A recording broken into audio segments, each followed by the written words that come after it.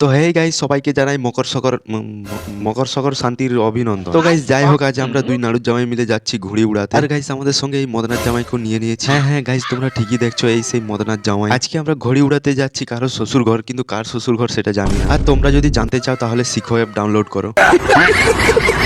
আর না জানতে চাইলে ডাউনলোড করার দরকার নেই। দেখো, শ্বশুর ঘর জারি হোক না কেন, মিষ্টি কিনে নিয়ে যাওয়াটা খুবই দরকার। তাই ওই 250 গ্রাম বুন্দিয়া কিনে নিয়েছি। আর গাইস এখানে আদর যত্নটা খেয়ে বেরিয়ে পড়লাম ঘুড়ি উড়াতে। এইবার এই মদনার জামাইয়ের বক্তব্যটা একটু শোনো।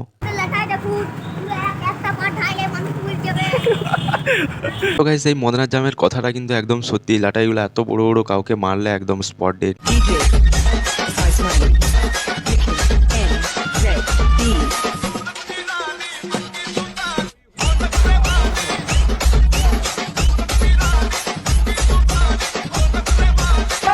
আমরা গিয়েছিলাম দাদা শ্বশুর বাড়ি। দাদা শালিদের আদর যত্ন খেয়ে এখন চলে যাচ্ছি বাড়ি। ভিডিওটা ভালো লাগলে অবশ্যই লাইক আর সাবস্ক্রাইব করে দিও।